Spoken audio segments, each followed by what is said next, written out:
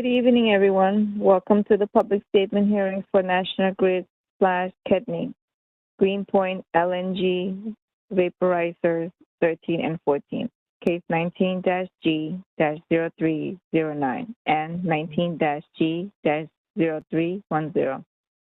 Please note all attendees' lines are muted upon entry.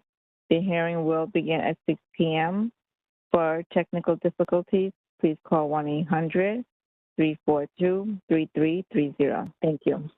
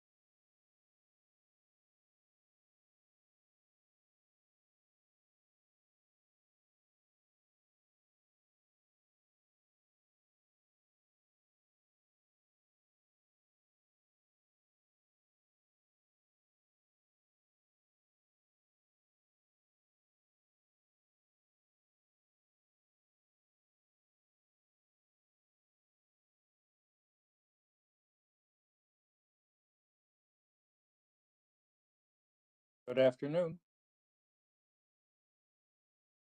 Afternoon. We're going to start in just a couple of minutes.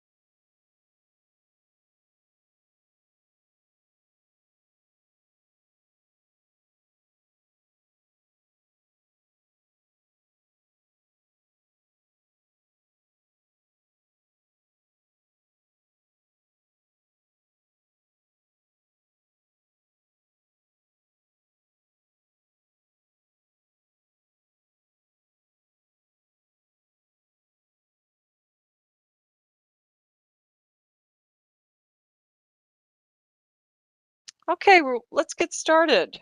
Good evening. My name is Maureen Leary. I'm an administrative law judge with the New York State Department of Public Service, and I will be presiding over this evening's public statement hearing with Administrative Law Judge James Costello. Thank you, Judge Costello, for participating. This public statement hearing is about National Grid's Greenpoint liquefied natural gas facility proposal, which involves adding 2 vaporizers, namely Vaporizers 13 and 14. The company filed its proposal with the Commission on August 29th, 2022. I do want to ask our court reporter if Mr. McLean, are you ready to go on the record? Yes, Your Honor, we are on the record. We are on the record. I call case 19G 0309, 19G 0310. This is a proceeding on motion of the Commission as to the rates, charges, rules, and regulations of the Brooklyn Union Gas Company doing business as National Grid for gas service.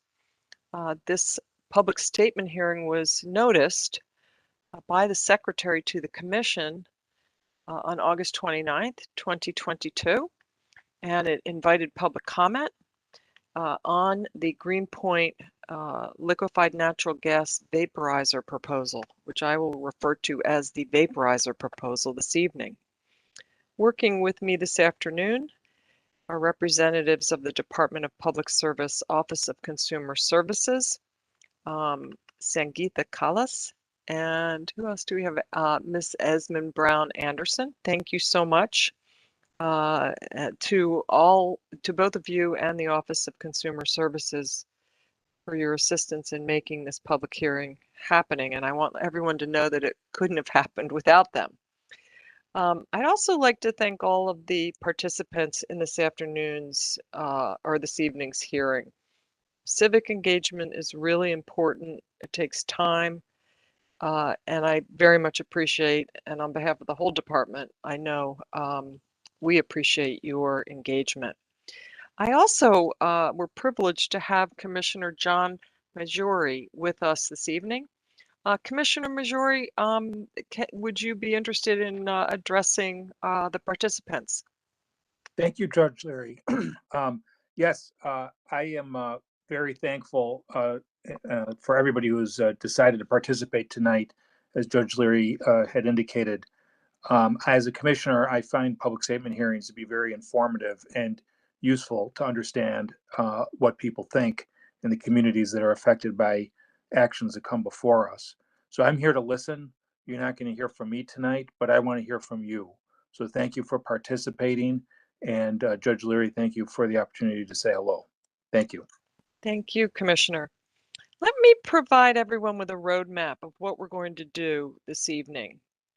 First, we're going to have an information session presented by National Grid.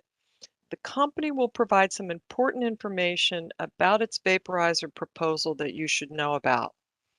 They'll also give you an idea of the process that will follow after this hearing is held. After the information session, we're going to have a question and answer period at which you will have the opportunity to inquire about the vaporizer proposal. The company has a number of representatives here online who are prepared to provide answers, explanations, etc. Remember, though, your question should be related to this proposal regarding vaporizers 13 and 14 at the Greenpoint LNG facility. They may also relate to the company's ability to recover the costs of the vaporizers from ratepayers. Questions should not relate to other National Grid projects, your utility bill, or any other unrelated issues. If you are participating by WebEx and you have a question, please use the raised hand function to ask the company the question. We will be able to recognize you and unmute your line, at which time you can inquire about the proposal. And for those calling in by telephone, you can use *3 to raise your hand. We will see that. And again, if you have a question, *3 will recognize you, unmute your line, and allow you to inquire of the company. Finally, we're going to begin the public statement portion of the hearing around 7 p.m. At that time, registered participants may provide comments about the company's proposal. And I will, at that time, provide a little bit more detail about how we're going to proceed logistically. I'm now going to ask the company if they are ready to go forward with the information session. Mr. DeSico, are you and your team ready to go?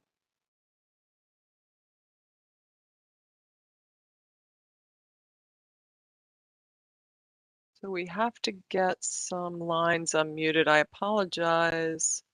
Ms. Kalis, I seem to have lost Mr. DeSico.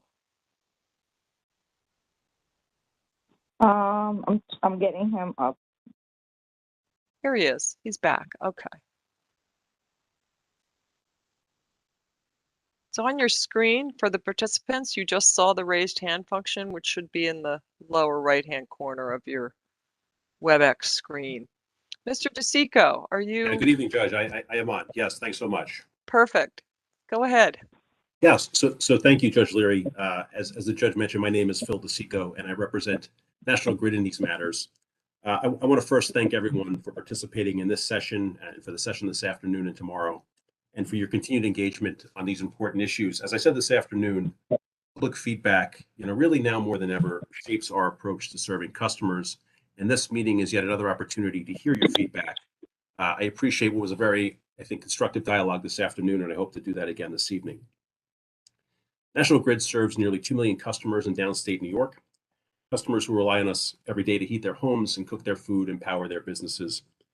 And today we'll be discussing a project at our Greenpoint, Brooklyn facility that is key to our plans for meeting customers' energy needs in the near term. So why are we here?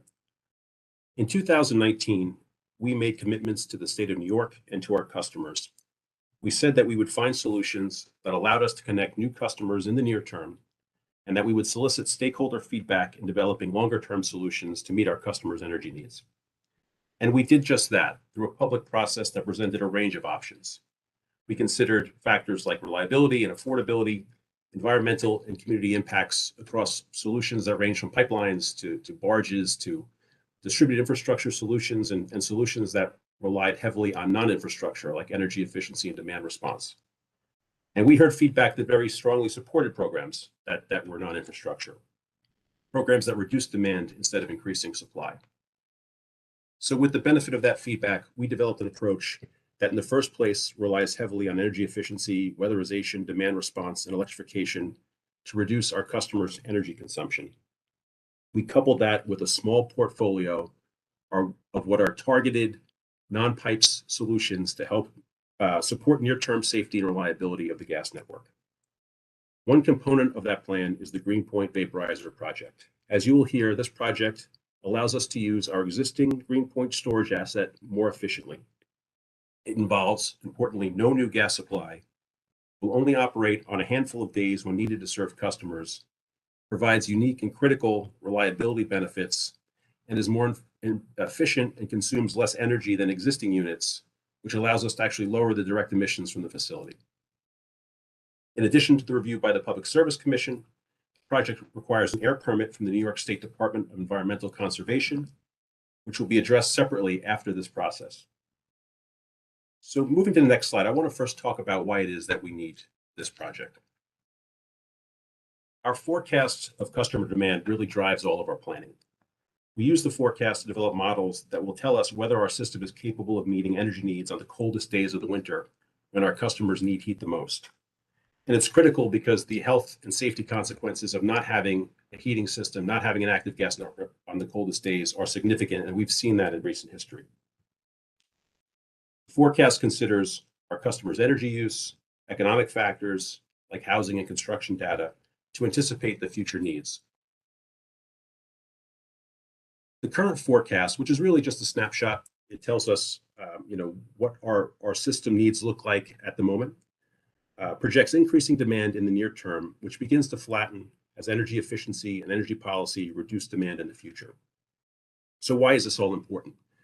Again, we need to build a system that's capable of meeting our forecast energy needs. Our customers need to know that when they turn on their thermostats, their heat will work on those coldest days. But I want to be clear, this forecast is absolutely not our goal. We are not trying very hard to bend this curve down so our customers are using less energy over time, because using less gas aligns with our vision of a sustainable energy future, and we want to focus on delivering the demand side solutions that our customers and stakeholders want to see us doing. And that's why we have made changes to our rate mechanisms that eliminate financial incentives around customer growth. And instead, we have incentives now for lowering gas use and outperforming our energy efficiency targets. We've changed our marketing practices. We are no longer marketing gas, and we've eliminated all customer incentives for gas conversions. Instead, we are promoting alternatives. If you apply for gas service today, we will tell you about other options, including electrification, and highlight incentives that could lower the costs of alternative fuels like electricity. And we've seen good progress. If we could move to the next slide. We are investing more than $140 million in demand response reduction programs under the terms of our rate plans. And this year, we secured commission approval to do even more. Our approach increasingly relies on weatherization programs, which provide benefits to customers no matter what heating options they ultimately choose. So if a customer electrifies, having invested in weatherization will pay tremendous dividends. We are targeting programs at our low and moderate income customers to help them manage their energy burdens. As we said this afternoon, really no program will help customers lower emissions and lower their fuel costs more than energy efficiency in the near term. And our commitment in this area is more than just proposals, it's more than just aspirations. We've set ambitious targets, and there are significant financial consequences if we don't meet those targets. Now, so far we have. We've exceeded our targets for energy efficiency and demand response. In the energy efficiency area, we achieved over 2.5 times as much annual energy savings last year as we did just 5 years ago. Our demand response programs eliminate the equivalent gas usage of about 150,000 homes on a peak day, and those programs are growing exponentially. We're also referring more prospective gas customers to electrification and exploring options to deploy more non-pipes alternatives. These are challenging targets. It's very possible, so challenging that it's very possible we may not hit these targets in the future. But I assure you it's not for lack of trying. But we cannot rely on non-infrastructure programs alone. You turn to the next slide. As we've said many times, we appreciate the need to calibrate our approach to capital projects and prioritize non-pipes alternatives. And we recognize the need for enhanced transparency. So we have committed to undergo further assessment by a qualified independent consultant selected by the Department of Public Service. This consultant will look at our proposed project, like the Greenpoint Vaporizer, and validate the need and the assumptions that are underlying that need when we say that we need it. The independent consultant, as the judge mentioned, will consider several factors, including safety and reliability benefits, greenhouse gas emissions, customer costs, and importantly, public comment and feedback, among other factors. It's important to emphasize that we included these provisions in our rate plans because it's important that we validate the need for our infrastructure investments and that we stand behind our commitments to deliver alternative solutions, and importantly, we support greater stakeholder engagement. So with that, I'm going to turn it over to my colleague, Chris Connolly, who's going to tell you more about the project itself. Thank you, Phil. Good evening, folks. If we could go to the next slide, please. My name is Chris Connolly. I represent National Grid as well. I have responsibility for National Grid's LNG assets in the US. Let me start by covering off a few of the basics. What is liquefied natural gas? Commonly referred to as LNG, it is a cryogenic, colorless, odorless liquid stored at atmospheric pressure in well-insulated tanks at minus 260 degrees Fahrenheit. LNG occupies approximately 1/600th of the volume in the liquid state as it would in the gas state. A process called liquefaction cools and condenses the gas to liquid utilizing on-site equipment for efficient storage in the tanks. It does take approximately 220 days to fill the tanks from empty. This is done during the warmer summer months and shoulder months. During very cold weather, approaching typically 15 degrees Fahrenheit, liquid is withdrawn from storage. It is reheated to approximately 40 degrees Fahrenheit, which then turns the liquid into a gas, and it's re-injected into the gas distribution system to meet our customer needs. The storage provides approximately 5 days of vaporization if we were to run continuously at full capacity, meaning all vaporizers in operation. So a little bit more detail on the Greenpoint LNG facility itself. So the site in Greenpoint encompasses approximately 50 acres of a total 100-acre site referred to as National Grid's Greenpoint Energy Center. The tanks were constructed in 1968 and 1971, respectively, tanks 1 and tank 2. And we have a total storage capacity of 1.6 billion cubic feet. We have 6 vaporizers existing at the plant. 3 of which are connected to the high pressure distribution system, with 1 vaporizer serving as a backup. We also have an additional 3 connected to the low pressure distribution system, but here we have no redundancy. Vaporizers 13 and 14 would connect to the low pressure distribution system only. A future state of 5 vaporizers connected to the low pressure distribution system with 1 serving as a backup. And again, we don't have that backup today. If we could go to the next slide. The Northeast has the highest concentration of LNG peak shaving facilities in the US. LNG is a critical component of National Grid's ability to meet peak heating season requirements and manage system operations.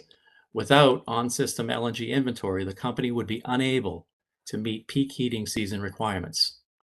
So how does LNG support our customer energy needs? For one, it's a supply resource. We sit at the end of the pipelines that deliver gas to our system. The LNG supply connected to our distribution system represents approximately 11% of our peak supply needed for our customers on design day. The design day is the coldest day we anticipate based on our forecasting. The LNG facility is used as a balancing resource. The LNG plant stands ready during winter heating season to ensure reliability of system operations. The LNG facility is also an asset that ensures that reliability. We have full control over the utilization of the vaporizers, only operating when needed based on forecasted cold temperatures or when there are interruptions in the upstream pipeline supply coming into our region. The distribution system support during periods of peak demand, and this is typically in the early morning hours as our customers are beginning their day. They're turning up their thermostats to warm their homes and apartments. They're preparing for their days by cooking breakfast, taking showers, and in addition, schools are preparing for student arrivals and local businesses are preparing for their day as well. Go to the next slide. The Vaporizer 13 and 14 project was included as a distributed infrastructure solution in the long-term capacity supplemental report. The project utilizes the existing LNG facility capabilities while adding 2 new vaporizers to enable more efficient use of the on-site LNG supply to reheat the liquid and send out into the existing low-pressure natural gas distribution network. The project would increase the output of the facility by 60 decatherms per day to a total of approximately 350 decatherms per day. The project is wholly contained within the Greenpoint LNG facility, and the project has an 18-month construction schedule. Now, turning to the schematic that we're showing here, this provides an overview of plant operations. Very simply, we take the gas in from the high pressure distribution system, we cool it, or referring to as liquefy it, to a liquid state and store it during the warmer months. The tanks are designed in theory as a very large thermos to keep the liquid chilled to minus 260 degrees Fahrenheit. During the winter season and on the coldest days of the year, the liquid is pumped from the tanks, it is reheated, this is the vaporization process, and sent out into the distribution system. National Grid has been operating LNG assets safely and reliably for over 50 years. These assets are important to ensure we meet our obligation to ensure reliable energy delivery to our customers when they need it.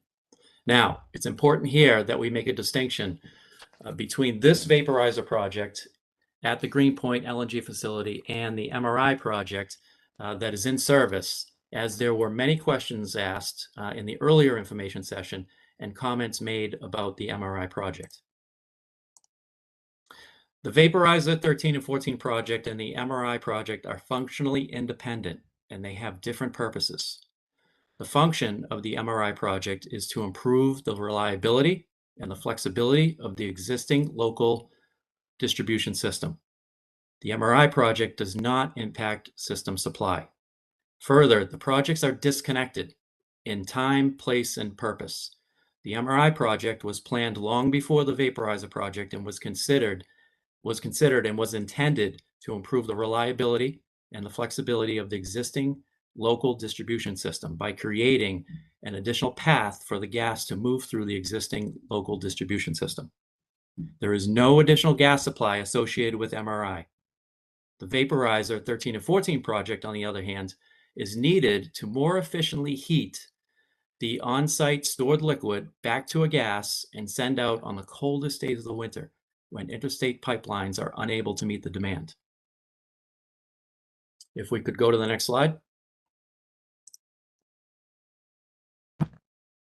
In terms of operation, an average 8 days over the prior 10 years, with the highest number of days at 19 in the winter 2013 and 2014, which was the year of the polar vortex. So in summary here, right, the project is designed to meet periods of peak demand, right? That's the focus. The vaporizers do not add any supply or change the storage capacity of our tanks. And it does not cause the plant to operate more frequently. The plant will only operate as needed. And so what we've highlighted previously is that over the last 5 years, we've operated vaporizers as needed anywhere from 2 to 14 days. Now, the numbers that I just gave you is that we have over a 10-year period that we've seen an average of 8 days where we've had vaporizers be utilized.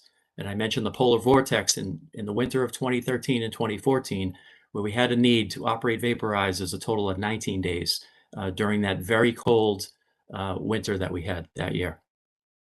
In terms of reliability, I already mentioned the benefits to ensure reliable operations, and it is our duty to ensure customers are afforded reliable service.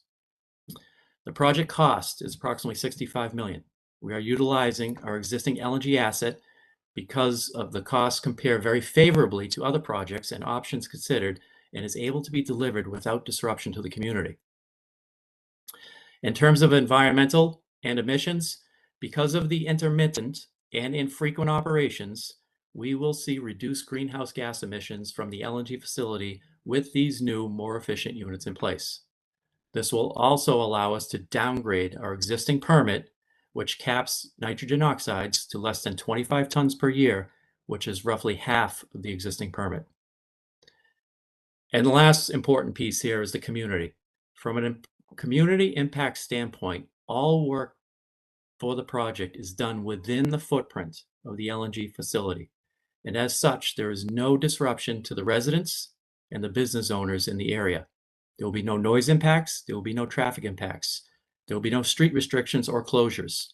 All of the work will happen inside the Greenpoint LNG facility. So therefore, we have no impacts to businesses conducting their normal business activities in the neighborhood as well. And now I'm going to turn back to Phil to finish out the presentation. Yeah, Chris, thanks so much. And for anyone who's interested in really getting more information on the project, I really encourage you to read our report and look at our website. There's more information there than we could possibly attempt to address here at this presentation. But we're certainly encouraging folks to take a look at that information and learn more. So in summary, we are delivering on the commitments we made to New York State and to our customers to find solutions that incorporated their feedback, which is why we are pursuing an approach that involves both infrastructure and non-infrastructure components. We agreed to submit our solutions to further independent review because we believe these projects are critical to serving customers. And to demonstrate that commitment, we are conditioning cost recovery on the results of the independent assessment, as well as our ability to deliver the energy efficiency, demand response, electrification targets that we heard our customers want to see us doing. As the Commission noted in approving the rate settlement, this goes well beyond what is typically considered as part of a rate case. And this is a process that we feel is important just to demonstrate our transparency in this area. In terms of the next steps, parties and members of the public will have the opportunity to submit written comments to the Commission's website, which will encourage you, and we encourage you to do that as soon as possible so that can be considered by the independent consultant. After the report is filed with the independent consultant and upon consideration of public comments, the Commission will issue a final decision regarding our request for cost recovery for this project. I want to thank you for your attention. And Judge, I'll turn it back to you now for questions. Thank you. Let's move to the question and answer session. Remember, please use the raised hand function if you are participating on the WebEx platform in front of your computer. And for those of you calling in by telephone, you can press *3 and that will do the same thing, which will raise your hand so that we can recognize you and unmute your line so that you can present your question to the company. So does anyone have questions?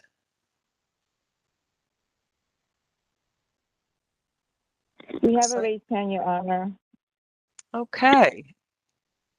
Let's start with Margot Spindleman. Ms. Spindleman, your line is unmuted. Please proceed. And thank remember to state and spell your last name for our court reporter. Okay, thanks. My name is Margot Spindleman, Spindelman. So in February 2020, National Grid testified that it never conducted a full life cycle greenhouse gas emission assessment to determine if vaporizers 13 and 14 complied with the CLCPA. Was a full life cycle GHG assessment ever done? Yes, it was. That's a really good question, and I appreciate you asking it. In connection with our DEC permit application, we've had to perform a full CLCPA greenhouse gas emission assessment. That report is available in its entirety on our website, greenpointenergycenter.com. It's referenced in the report, and that can give you, I think, a full view of the type of information you're looking for with respect to greenhouse gas emissions and the impacts from this particular facility. I'll take a look. Thank you. Okay.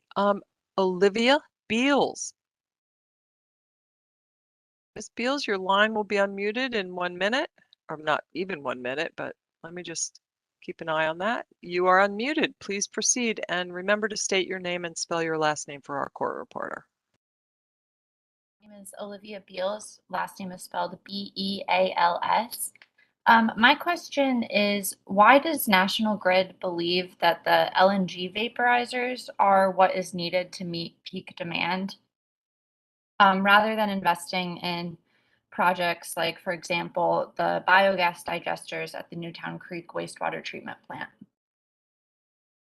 Yeah, and that's a really good question. I think what we have set out in our distributed infrastructure approach, as we call it in our long-term report, is really a combination of projects. So it's a bit of an all-of-the-above solution.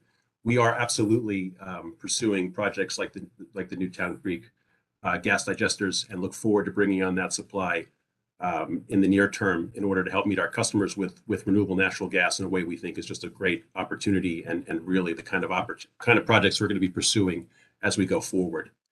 At the same time, though, we also need to understand that there's other supply demands on our system that cannot be met by that exclusively. So that's why we are proposing, in addition to really enhanced energy efficiency weatherization demand response projects like Greenpoint, but absolutely, projects like the Newtown Creek RNG digester is critical to meeting our energy needs going forward. Thank you.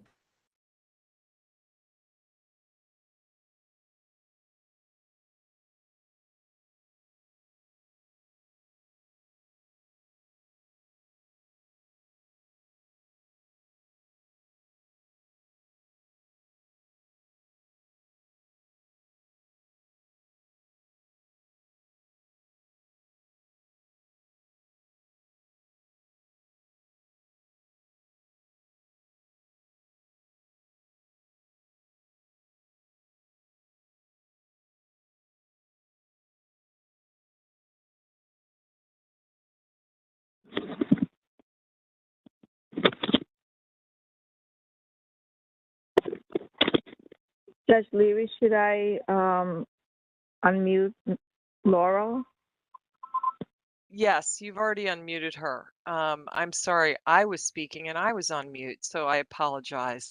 Ms. Leckert, your line is unmuted. Please proceed and spell your name for the court reporter. Laurel Leckert, Leckert. My neighbors and I have expressed concerns that National Grid insisted that Vaporizers 13 and 14 are unrelated to the company's LNG trucking station and the North Brooklyn pipeline. However, these claims directly contradict National Grid's own written statements. In its May 2020 supplemental long-term report, National Grid stated that, quote, LNG truck station permits and an LNG trucking memorandum of understanding with the City of New York are required to enable a refill process for vaporizers 13 and 14. Why has National Grid never explained the direct contradiction between its recent claims and multiple written statements that indicate precisely the opposite, that all three of these projects are interconnected? Yeah, if statements like that cause confusion, I think it's just because they are inartful, not because they're actually inconsistent. As we described at the afternoon session, excuse me, and Chris began to describe today, all of that work is functionally independent. We need the vaporizers independent of anything to do with LNG trucking, certainly independent of MRI. We are looking to get these vaporizers and extract the benefit of that project completely to address a particular situation about needing peak gas on a design day, on a design hour. And that project is uniquely positioned to do that for the reasons that Chris described.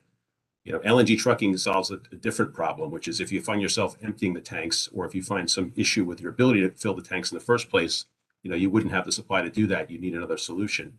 Chris described how MRI is, providing different benefits on our distribution system. So I realize in the context of things like the long-term report, where we're talking about everything we're doing to meet customers' needs, these projects can get confused. These projects can get confused. Sometimes we describe them inartfully, but I think for the reasons that we've described, these are very different projects. Thank you. Next questioner is Gigi Neeson.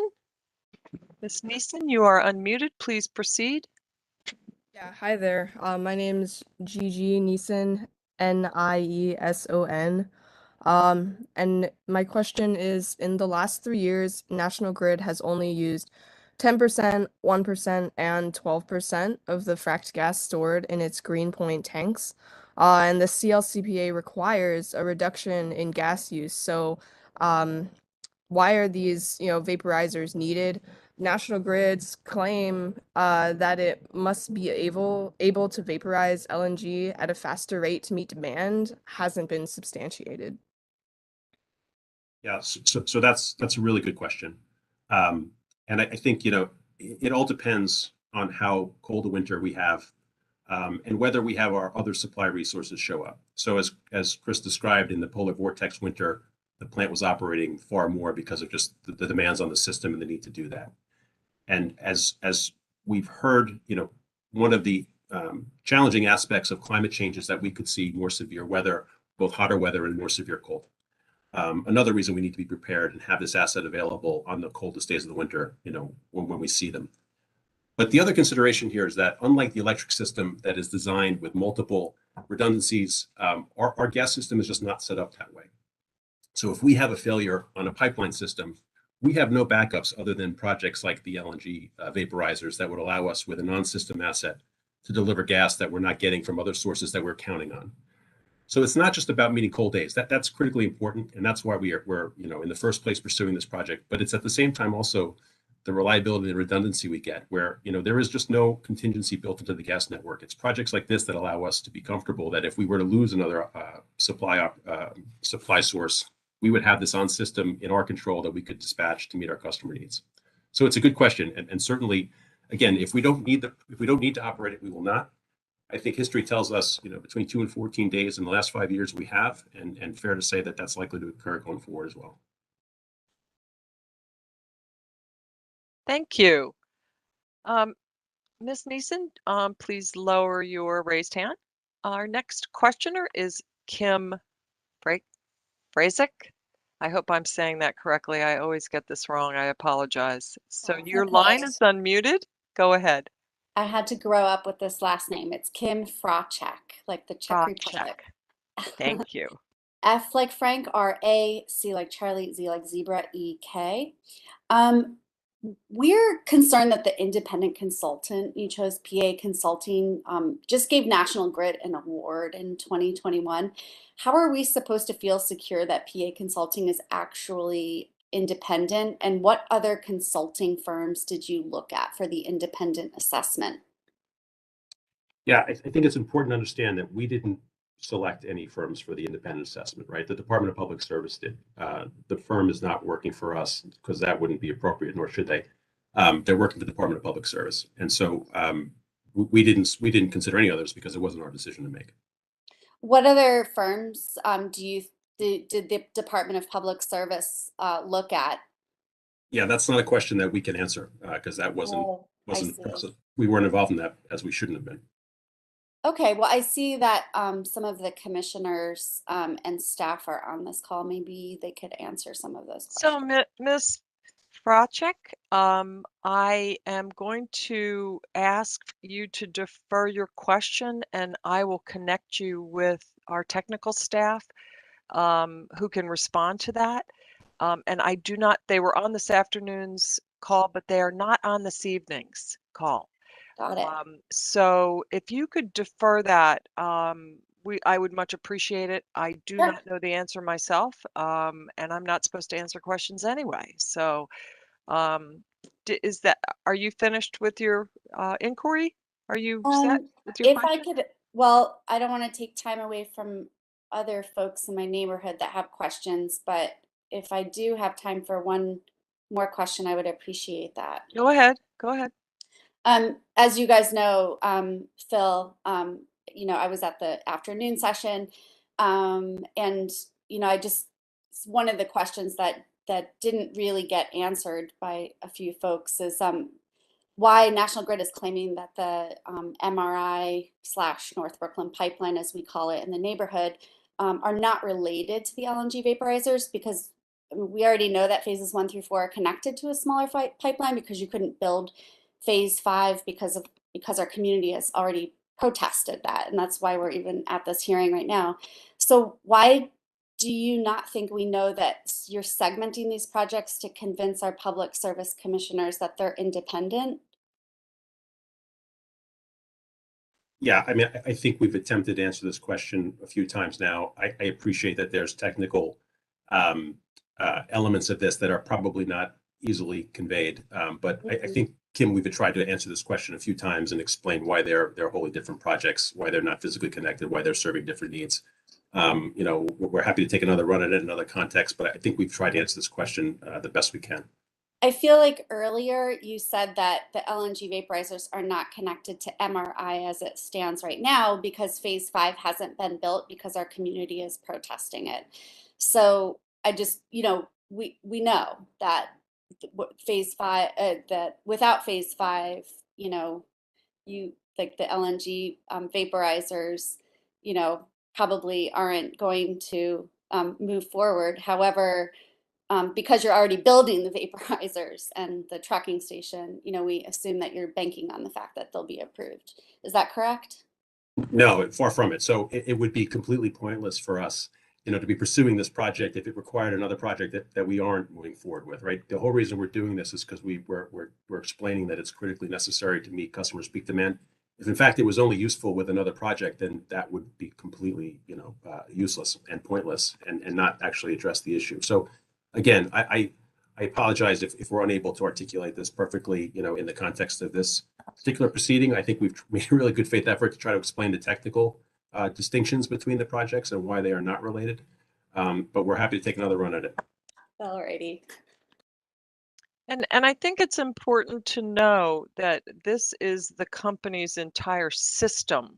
It's an entire system, Ms. Fracek. And so if you look at it that way, sure, I think, all of it is somehow related because it's National Grid's. And yet, I think it may be helpful for you to talk offline with representatives from the department to have that question answered as well.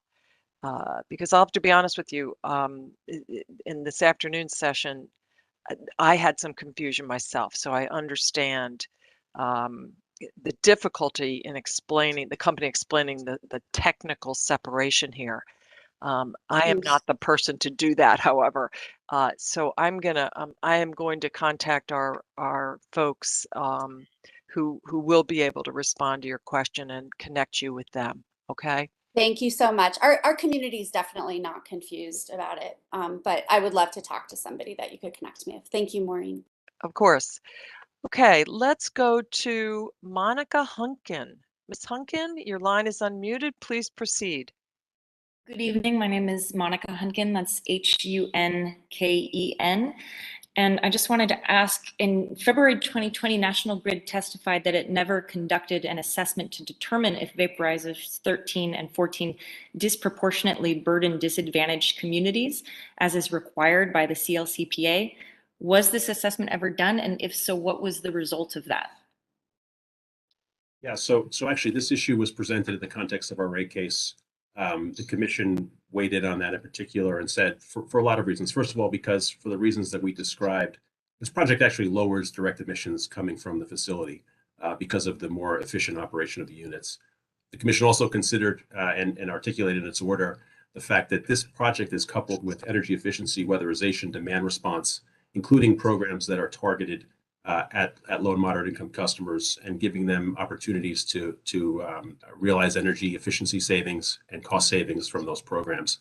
So the totality of those factors caused the commission to determine that in fact there was no disparate impact on environmental justice communities, and in fact we were through these programs helping our customers save energy at the end of the day, given the significant investment in non-infrastructure programs. So that all predates the testimony that you described. Excuse me, postdates the testimony you described. That all happened in the interim. Can you explain more how it's creating energy efficiency or energy saving? What was it that you were saying for low income working people? So the distributed, this is a sort of a portfolio approach, right? So in addition to projects like Greenpoint, we have also, in order to meet customer demand, rolled out, as I described, $140 million worth of energy efficiency programs over the term of our rate plan. We just got approval to do more from the commission this past spring, including programs that are targeted at low and moderate income customers. We had energy audits and weatherization, energy efficiency, equipment upgrades. And so, looking at our approach collectively, the commission determined that in fact, there was no disparate impact on EJ communities. Okay, I am seeing folks who have already had the opportunity to present questions. Oh, here's someone. So if you've already had an opportunity to ask a question, please lower your hand. By pressing that hand icon on WebEx. Next questioner is Ken Schless. Mr. Schless, your line is unmuted. Please proceed.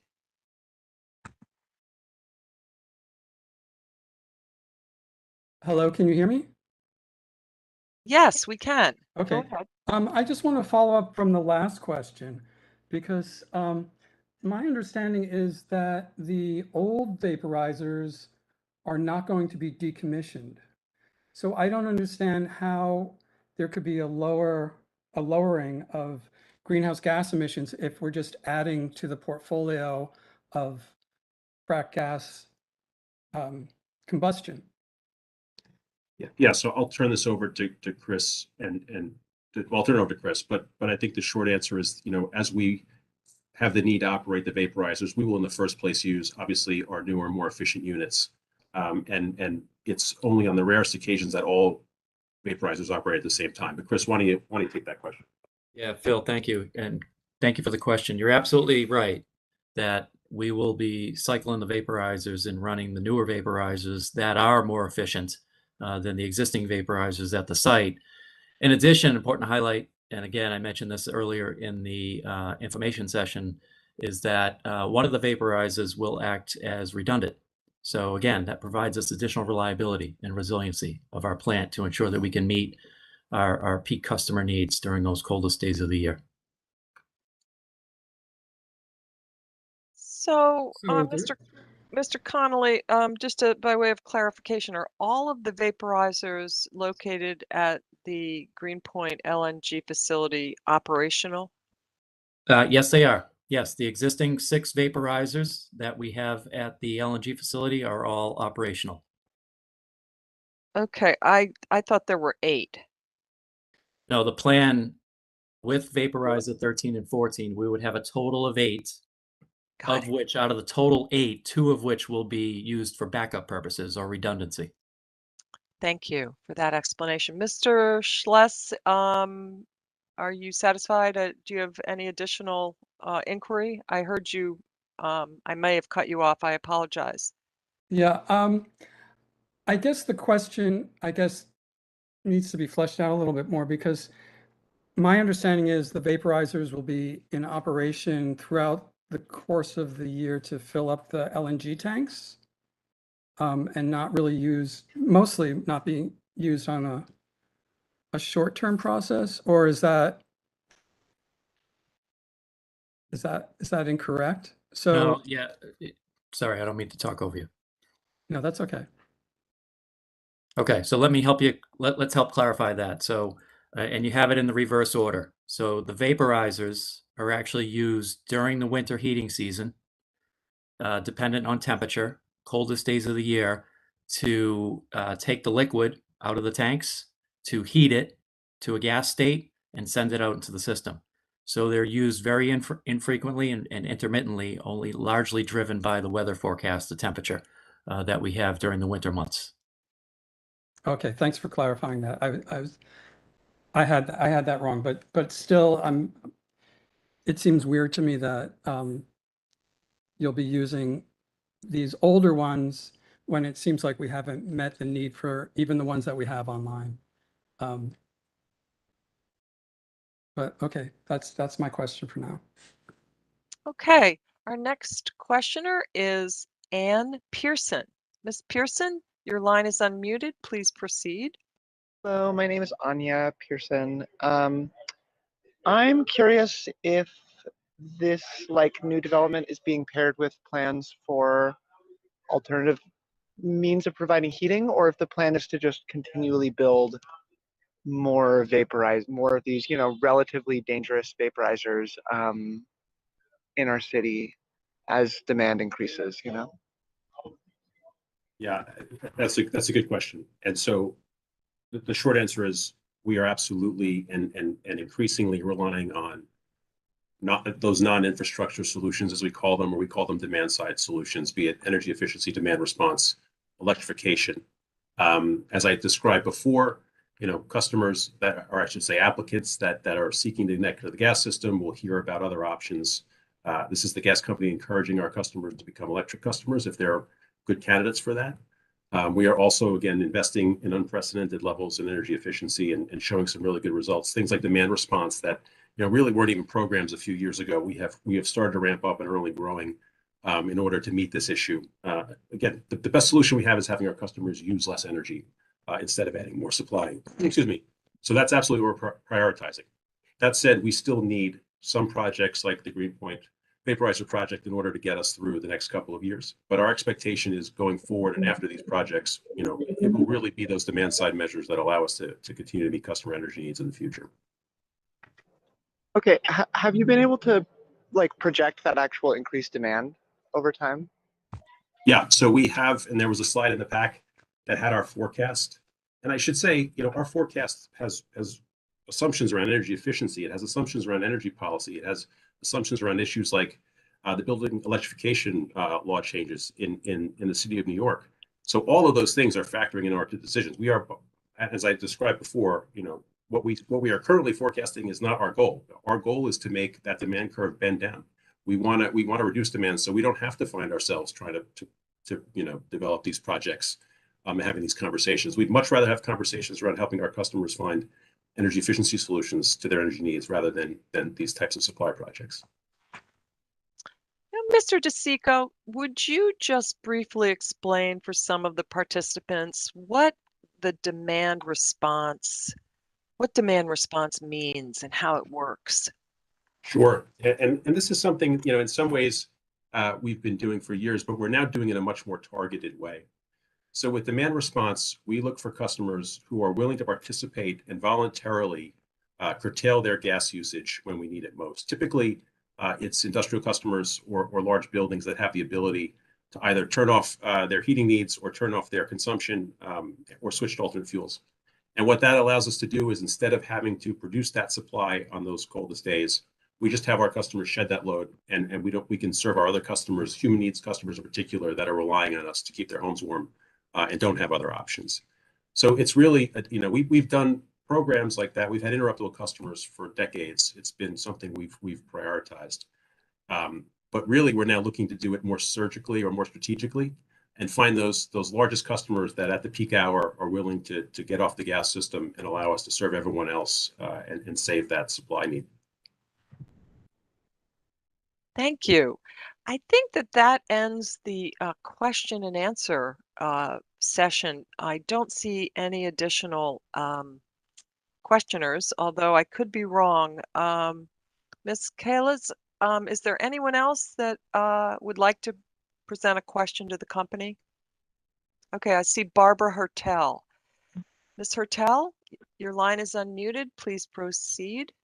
Thank you. I was wondering, since you're building storage tanks also, are you planning on sending this LNG gas to like Europe or, outside of the New York City area to help, get gas to other areas? Well, the short answer is absolutely not. And also just, one part of that question that just needs clarification is we're not adding any storage assets whatsoever. So this solution does not deliver one extra molecule of gas. Again, it allows us to use the existing gas more efficiently. And we need this on our system. So there's absolutely no plans or ability or it's the farthest thing from our mind, sending this gas anywhere else other than being, used to serve our customers. Okay, thank you. Thank you. And I think that does it. I'm going to move right away into the public statement portion of the hearing.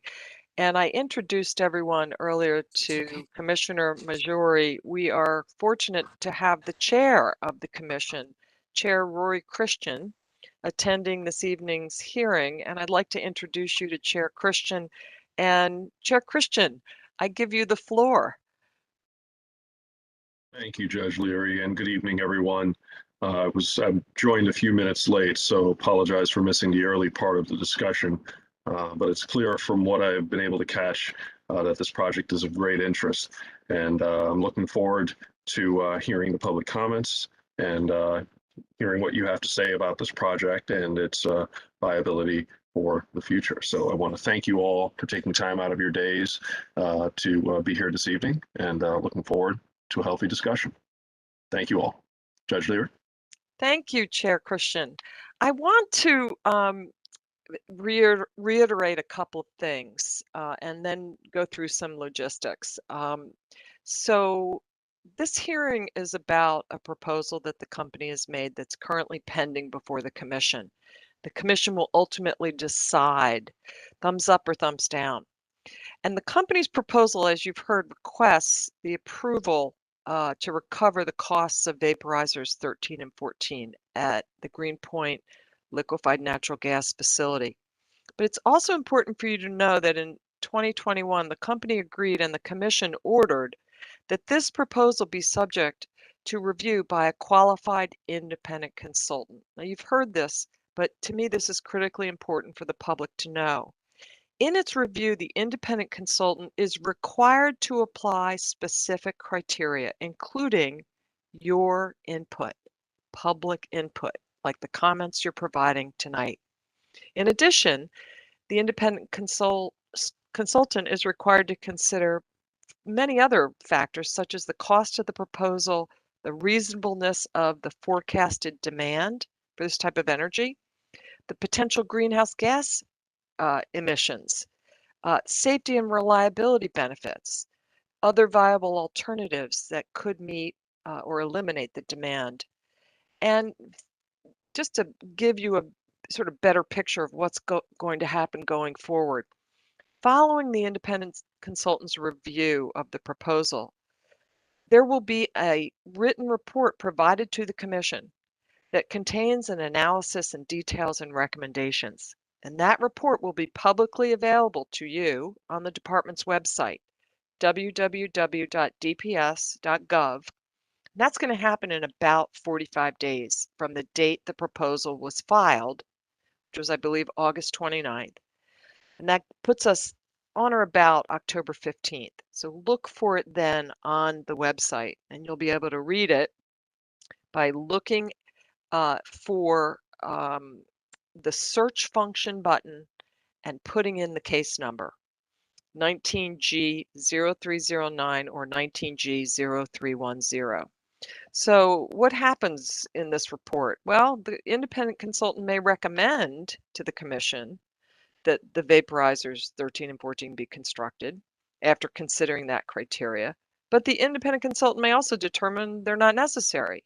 In either case, the commissioners will issue an order that either authorizes or denies the company imposing additional cost recovery on its customers. So even if the independent consultant recommends the proposal, the commission has the ability to accept it, modify it, or reject it. And there's another part of this process that's important to highlight, and that involves a separate state agency's review and approval, and that's the Department of Environmental Conservation. So DEC is currently considering whether these two new vaporizers should be granted an air pollution control permit, or the existing permit revised, I should say. And that's an entirely separate public process from this one that's before the commission. But it also involves public input, as many of you know, and you can check DEC's website or learn more about that process on National Grid's website, which is greenpointenergycenter.com. One word, greenpointenergycenter.com. Mr. DeSico mentioned this website, and you can obtain documents and other information in that proceeding before DEC. So I want to discuss at this point what the nature of this hearing is and what it isn't. It's not an evidentiary hearing. Witnesses are not cross-examined or evidence admitted. And once the public comment portion of the hearing begins, questions to me or others are no longer appropriate. Instead, this is your opportunity to provide input. And that's not only to the commission, it's to the independent consultant. So your comments are critically important. As you saw in the notice that the secretary issued in August, all comments are submitted during the proceeding and are going to be a part of the record. And we are asking you to submit those comments by no later than November 14th, 2022. So you'll have an opportunity to review the independent consultant's report and submit comments thereafter. As you know, a court reporter is taking down everything we all say, and that is why, as we begin the public statement portion of the hearing, it's important for you to speak slowly. Do not forget to identify yourself before proceeding. For those who are registered to speak via WebEx, remember, I'm going to call your name. I'll let you know that your line is unmuted and you can proceed. For those registered to speak by telephone, again, press *3 so that we can recognize your line once I call your name and unmute it.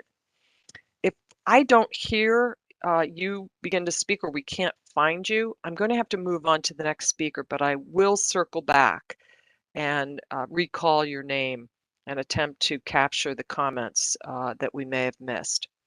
Very important. Our objective is to provide an opportunity for every registered speaker to present a statement this evening. And unfortunately, we have a few registered speakers, so I'm asking everyone to please limit their comments to approximately 3 minutes as a courtesy to others. If you go much longer, I'm going to ask you to wrap up so we can move on to the next speaker. But you, of course, can summarize lengthy comments and your oral presentation and submit it in full in writing to the secretary. And you will see on the next slide before you how you can do that. So there are a number of ways to comment. So email and mail, there's the secretary's email address and her snail mail address. You can also call on the telephone and provide a comment or upload an electronic version of your comments to the Commission's website. Again, make sure your comments have the case numbers that you see on the screen, as well as some reference to National Grid and the Greenpoint liquefied natural gas facility. If we don't reach everyone tonight, of course, we'll try to make accommodations to have your comments considered. And when I call you to speak, make sure that you have only one electronic device operational because we're going to have feedback problems, potentially. And if you're having a technical problem, there is a phone number. Where is that? Yeah. there's a phone number at the bottom of this slide, 1-800-342-3330. Try to call that as soon as you can, and we will attempt to assist you. Okay, I am now going to proceed with the public statement portion of the hearing. And as my first speaker, I have Sandra Renz, R-E-N-Z. Sandra Renz. I don't see her participating, so I'm going to move on.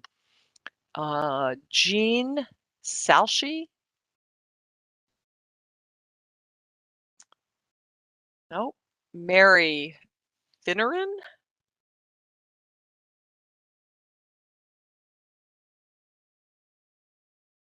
Lucy Walton. There's a lot of people who registered that did not show up, I guess. Let me see if I can go down and find someone. Olivia Beals. Miss Beals, are you still on? Because yep. We're going to unmute your line. Okay, you're unmuted. Please proceed. Hi, so I'm asking that the PSC denies National Grid's rate hike for the gas vaporizers. I think that National Grid needs to retire the vaporizers rather than building more infrastructure. And I want PSC to consider the health and safety of New Yorkers, especially considering that fracking contributes to climate change, which is going to affect all of us, but especially the most disadvantaged communities in New York City. And we do have better options that we could invest in order to meet demand. So in conclusion, I think that the vaporizers are unnecessary, and investing further in fracked gas furthers the climate crisis, which is counter to our stated goals. Thank you.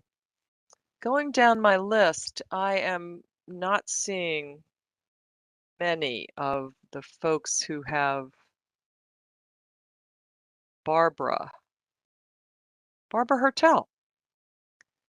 Let's see, where are you, Barbara? Okay, we're unmuting your line, Miss Hertel. You can proceed. Make sure you state your name and spell your last name for the court reporter. Okay, my name is Barbara Hertel. My last name is spelled Hertel. Okay, I do not support this project. I'm against all fossil fuel projects currently because they are against the New York CPLA. And I just don't, the vaporizers will just add more pollution to Greenpoint, which is already polluted enough, and the residents there have suffered enough. And also, we don't need a rate increase. People are just coming off of the COVID closure for the last 2 years. People are starting new jobs. People do not have the extra cash to pay for their vaporizers. We do not have the money for that. And I think it's just wrongheaded at this point to ask the ratepayers to pay for their folly. And these are all projects that will be relegated to the fossil area, stranded assets in the next 10 years likely. So thank you. That's all I have to say. Please do not support this. Let this project go through. Do not raise our rates. Thank you. Thank you. Let's see. Jennifer Harley. What is it? I'm sorry. I don't see Jennifer Harley. Ken Schless, I see you. And we will unmute your line and go ahead. You're unmuted. Hi, my name's Ken Schless. The Public Service Commission must deny National Grid's rate application for additional LNG vaporizers at its Greenpoint facility. There are ample filings, enough with the DEC to reject this project. The current system has adequate capacity, and National Grid has yet to prove otherwise. I'm a father of 2. My family's made Brooklyn its home for over a century. My father labored in a shipyard on Newtown Creek near National Grid's proposed LNG site. Like many in frontline communities who suffer from environmental pollution, I suffer the burdens of fossil fuel consumption. As a child, I nearly died from asthma. In my mid-50s, I had a heart attack. Asthma prevented me from a full expression of my childhood, and heart disease will shorten my life, depriving my family of a wage earner. These additional vaporizers should not be built. National Grid's rationale is based on skewed demand data. They are simply unnecessary. And with New York City winters increasingly warm, the implementation of Local Law 97 and the New York City gas ban coming online, any rationale for this project falls flatly on its face. Our communities don't need a $65 million stranded asset. It's simply a speculative money grab by a monopoly utility. The PSC has to stop rubber stamping rate increases for unnecessary make-work boondoggles. This project is not in compliance with the CLCPA and hasn't been approved by the DEC. The PSC has to send National Grid a message that it will not rubber stamp rate increases for capital expenditures that aren't fully vetted and haven't been independently evaluated. National Grid are greenwashers. They continue to promote fossil fuels for profit, despite what they claim at great peril to environmental justice communities. This spring, they ran a disinformation campaign to scuttle a comprehensive New York State gas ban. Antonio Gutierrez said today at the UN, "We cannot go on like this. We have a duty to act." And yet we are gridlocked in colossal global dysfunction. He says windfall profits of fossil fuel corporations must stop. I say it is up to the PSC to act now to deny this rate hike. Fossil fuel pollution accounts for 20% of annual deaths, and the droughts, storms, and fires we increasingly must contend with threaten the material well-being of us all, destroying homes, increasing water and food insecurity, adding to inflationary spirals that feed the city's affordability crisis. The pollution National Grid profits from has cut life expectancy in the United States by 2 years. Locating these vaporizers on a floodplain in a hurricane evacuation zone is criminal, an accident waiting to happen. In 2019, New York City declared a climate emergency. Last week, the New York City Council issued a resolution to stop construction of these vaporizers. National Grid must not add to our burdens. Do not make us pay for this. Yet they continue to disregard law. National Grid is in the process of building LNG transport hub in this very location, in open violation of New York City's ban on LNG trucking. How dare they? I already withhold $66 from my monthly National Grid bill for the PSC's illegitimate approval of the unapproved North Brooklyn pipeline. I refuse to pay to be poisoned. Environmental pollution has diminished my life and the lives of too many that I love. Give us a plan to retire the cancer in our midst, not threaten our communities with more of the same. The Public Service Commission must deny National Grid's rate application for additional LNG vaporizers at its Greenpoint facility. Thank you. Thank you. Our next speaker is Anna. I believe it's pronounced Mudie, M-U-D-I-E. We are unmuting your line, and I'll let you know when that happens so you can proceed. Okay, you're unmuted. Please proceed. Hello, my name is Cheyenne Muti. I'm a member of Brownsville Green Justice, and I am standing here with the Brownsville community where I have friends and I have loved ones. The DPS cannot continue to present the LNG facility and the new pipeline and the MR pipeline as separate projects, as the LNG facility needs the MR pipeline to operate, and the entire project needs to be reviewed as such. We cannot continue to build this infrastructure that increases risk to negative public health impacts in a community that's disproportionately impacted without proper environmental review, which is exactly what happened with the false segmentation of this pipeline. The environmental impact of phase 5 cannot adequately be addressed without the review of phases 1 through 4 that give phase 5 life. The rate hike decision was wrong, as DPS acknowledged that the CLCPA applied, but did not apply the CLCPA to the Black and Brown communities that lived through phases 1 through 4 on this pipeline. Furthermore, the CLCPA states goals where we're supposed to be 70% renewable by 2030 for energy infrastructure, and that development for a renewable infrastructure should be coming to Black and Brown communities.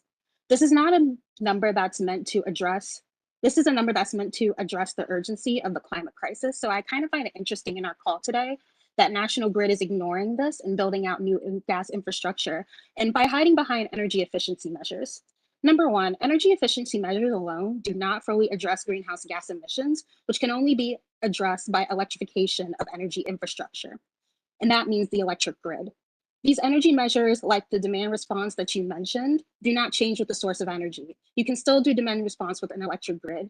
And these measures help reduce the load on the electric grid.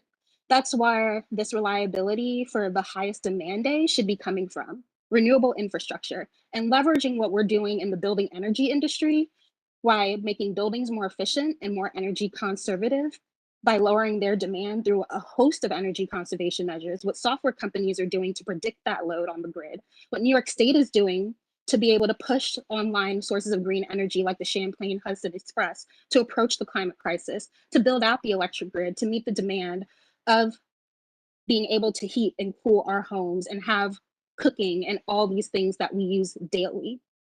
Not to build an unneeded infrastructure in our communities that increases us at increased risk for asthma and cancer and other harms. These are all things that the DPS should have considered in review of this entire project. Outside of this, the original negative declaration by DPS failed to review these as separate entities, which also violates SECRA, which prohibits the segmentation of related actions into discrete parts and requires the DEC to consider the entire set of activities or steps, including the simultaneous or subsequent actions which are included in any long-range plan, of which the action under the consider is a part. Ergo, this entire pipeline. National Grid's phases 4, 1 through 4, as well as 5 are not segmented, they are one. This entire project needs to be reviewed and have an environmental review, and they need to shut off the gas in phases 1 through 4 and halt phase 5. Thank you. Thank you. Our next speaker is Gigi Neeson. Ms. Neeson, we're going to unmute your line. I'll let you know when that happens.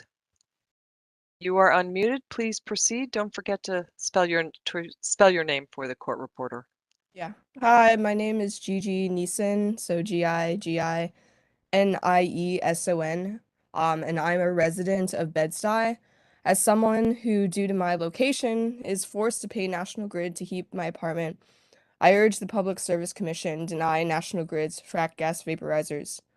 Me and my neighbors have been following these projects for years, ever since we found out about MRI, the LNG trucking, and about these vaporizers. We know that National Grid initially never wanted us to know about these projects, but because of our collective organizing, we have a hearing such as this one. We know that the LNG MRI and LNG trucking are connected. We are worried about the pollution that all of these projects will cause and are already causing in communities that already have high asthma rates and other life-altering diseases. And we know that we need to move off of fracked gas, not upgrade systems that will lock us into fossil fuel dependency. We also don't have any confidence in National Grid's ability to ensure our safety, especially since we know that the Queen's Gas Reliability Project had over 1,616 violations and was reviewed by the PSC and the DPS. So how could you ask us to pay for another project that harms our communities? The CLCPA requires us to move off fossil fuels. The LNG vaporizers should be decommissioned, and renewable energy solutions that the community has a say in should replace them. Please deny the rate hike for National Grid's vaporizers. Thank you. Our next speaker is Maritza Enriquez. Ms. Enriquez, we are unmuting your line. You can proceed. Hi. Please spell your name for the court reporter. Yes, hi, good evening. My name is Maritza Henriquez. That's MaritzaHenriquez. I am a parent within the New York City school system, a community organizer with FRAC out of Brooklyn, and I live directly on the pipeline in phase 4. I first became aware of the pipeline not because of National Grid complied with its legal obligation to inform the public and acquire consent from the public, but because the route that I was witnessing being dug up in my community was all too suspicious to not be a very intentional threat to my community. Now, what is it that I mean when I say this? I live in Williamsburg, a name widely recognized for its rampant gentrification Michelin-rated restaurants, bars, and nightlife. However, National Grid's construction route completely evaded any of the establishments frequented by the gentrifying class. Instead, construction was apparent rather strategically through the following areas in Phase 4. 18 public schools, the only 2 public playgrounds available to BIPOC residents. At least 7 public housing complexes, 6 senior centers, the only public library in our community, a public farm used to grow fresh produce for the community, and many other important resources for those who have none. In my time as Parent-Teacher Association president of all North Brooklyn schools, it was even more apparent that my neighbors were just as oblivious to what was happening. Those who are business owners and residents along Phase 4 repeated to me the same thing, quote, National Grid claimed to be renovating pre-existing pipes, end quote. Why would National Grid lie about a project that allegedly poses no clear threat to our livelihoods? This project is a clear act of environmental racism, and what National Grid's representatives grandstanding would want the public to believe is based on quote unquote need. And let it be clear that no one in this community needs National Grid or fossil fuels. But the National Grid stockholders do need us, the community, to be silent and complicit in our own destruction so that they can continue to exploit us and the earth. Corporations have no business talking down to us about our needs when they have gone above and beyond to skirt our need for corporate responsibility in a community still ameliorating the effects of one of the largest oil spills in North America. What we do need is clean water and access to safe housing. The question of environmental impacts on Phase 5 cannot be answered without a full environmental review of Phases 1 through 4. We are calling on the DPS to stop these deliberate omissions of due process where Black and brown lives are at stake. The DPS should not have approved any rate hikes once the CLCPA was not applied to Phases 1 through 4, where mostly low-income Black and brown families are affected. The DPS failed to ensure that National Grid complied with SECRA and that the pipeline met all regulatory requirements by ensuring that the DEC reviewed the pipeline and the LNG facility as one whole action. The project must be stopped. I call on those elected and appointed to uphold democracy, and I call on the people of Brooklyn to enforce it should the government agencies choose to continue to be complicit in our rights being trampled on. Thank you. Thank you. Our next speaker is Laurel Leckert. Ms. Leckert, we're going to unmute your line, and I'll let you know when that happens. Yes, you're unmuted. You can proceed.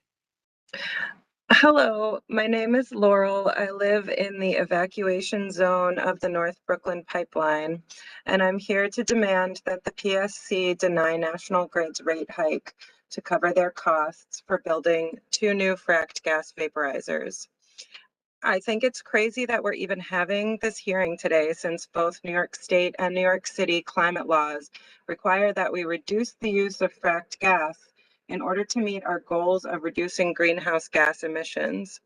It's crazy that we're even having this hearing today, since new LNG storage is no longer legal in New York City due to the threat it poses to public safety. The government is supposed to advocate for the needs and safety of the public, not that of foreign corporations. The public has already submitted thousands of comments against these vaporizers and related infrastructure. Community members, including the Cooper Park Houses, a public housing complex located across the street from National Grid's LNG facility, have sued New York State to stop the construction of the vaporizers. How much louder can we be? We don't want the vaporizers, so start representing us by denying the rate hike. We all know that fossil fuels are running out and that burning them contributes to higher rates of asthma, lung cancer, and other life-threatening health conditions. National Grid should be retiring its aging LNG facility, not expanding it. They are poisoning us, and they're trying to force us to pay them to do it. Talk about insult to injury. And this comes in the wake of COVID, when so many families are still struggling to keep up with their bills. The public has spoken. We will not pay to be poisoned. And aside from the money, this project is racist. The communities most directly affected, the ones who will and already do suffer these increased rates of major illness due to their proximity to the LNG facility and the connected North Brooklyn pipeline, are predominantly Black and brown working class neighborhoods. This project is classist, this project is racist, and above all, this project is short-sighted, because in the face of climate chaos, we all lose. This is New York City. We're better than this. We need to be climate leaders, not suckers for the profits of foreign corporations. And I'm a New Yorker, which is why I'm here to demand that the PSC deny National Grid's rate hike for 2 new fracked gas vaporizers. Thank you. Thank you. I believe that is all of the registered speakers on my list. But I see there are quite a few participants. I'd like to open up to the floor any additional person who is participating in the hearing who would like to provide a public comment. Please use the hand function on the WebEx platform, or if you're calling in, press *3 if you would like to provide a public comment. Now, Ms. Hunkin, I see that you've raised a hand. I apologize. I thought you had already provided public comment. Your line is unmuted, so go ahead. No, I haven't yet, and I did register, so I hope that Oh, I hasn't happened. apologize. That's my fault. I put a check mark next to your name, maybe early, and then missed you. Go ahead. Please spell your name for the court reporter. Thank you. My name is Monica Hunken, Hunken. I live in Crown Heights, Brooklyn. I've lived here for 21 years, and I'm part of the No North Brooklyn Pipeline Coalition. I'm asking the Public Service Commission to deny all requests from National Grid, including a rate hike to build 2 new LNG vaporizers in Greenpoint. As we speak today, people in Puerto Rico are in darkness and underwater, reeling from human-fueled climate chaos, today marking 5 years since Hurricane Maria. And how can we be arrogant and foolish enough to believe that we are immune to the threat of climate change? We lived through Hurricane Sandy. I biked out to the Rockaways every day with a team of volunteers to help muck through people's houses infested with deadly mold. We witnessed then how it was community and not government agencies that committed to the real work of recovery, just as we see now that the Public Service Commission failed to deliver a more thorough review of this entire project, failed to protect New Yorkers from this project years ago. How can we continue to invest in fracked gas as survivors of climate disasters ourselves while we are fully aware of these imminent dangers directly linked to fossil fuel infrastructure? We cannot allow the manufacturing of a myth of increased demand in order to stuff the wallets of corporations. How could anyone possibly agree to $65 million for an LNG build-out in a neighborhood historically plagued by industrial pollution?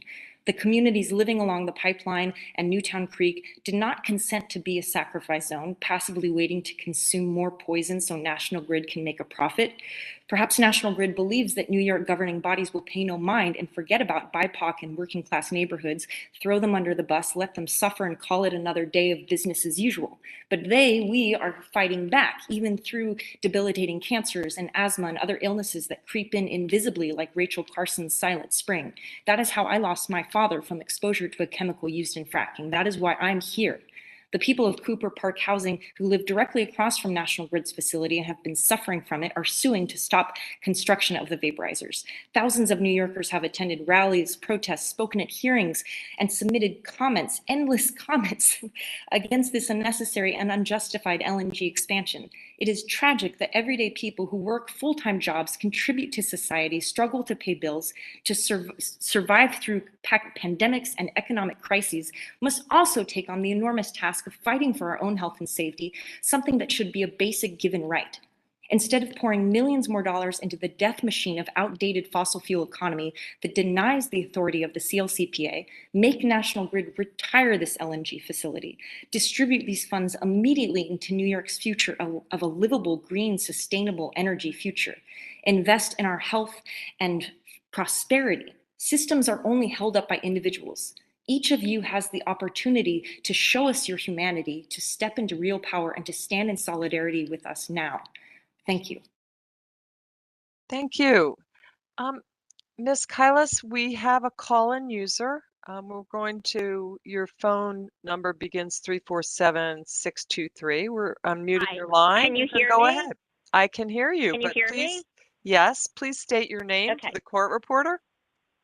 Okay, my name is Sandy Renz, SandyeRenz, and I live in Brooklyn. National Grid is a monopoly that has been the cause for much of this sorry state of our environment. They are very good at greenwashing their objective when these objectives are continuing their destruction of our environment and continuing to make a lot of money while doing so.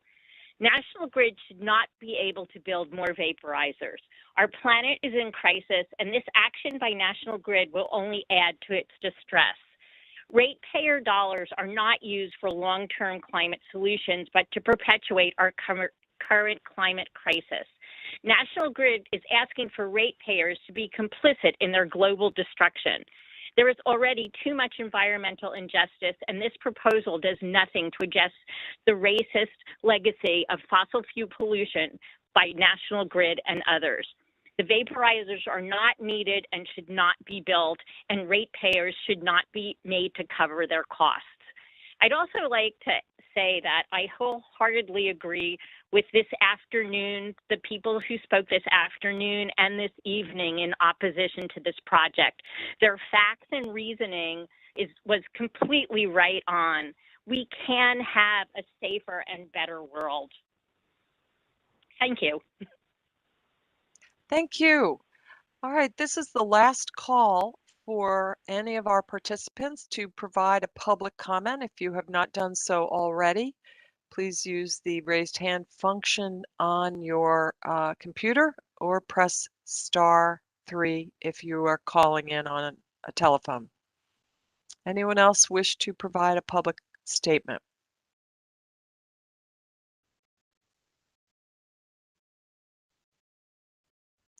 Ms. Kylas, do you see any additional folks who may want to provide a comment? I'm not seeing any.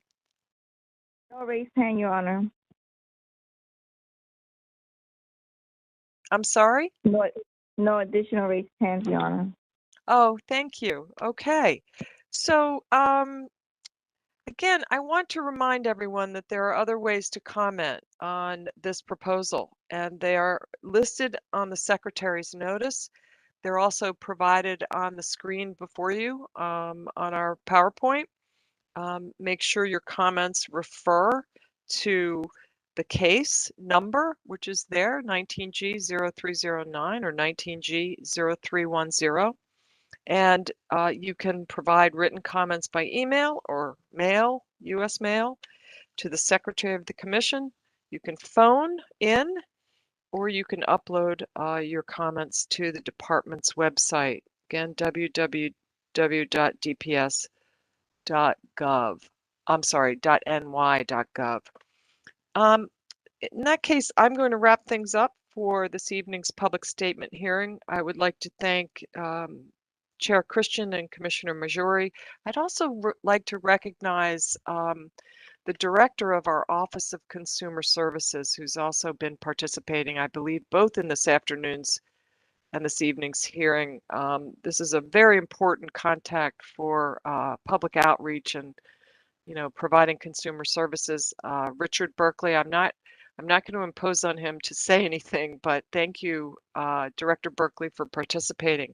I'd also like to thank Judge Costello and Ms. Kylas of the Office of Consumer Services and Ms. Brown Anderson and our court reporter, Mr. McLean.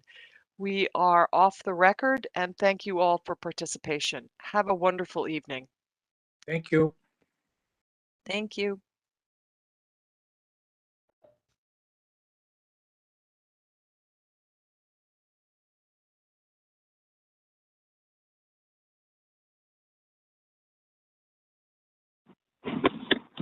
Thank you, everyone.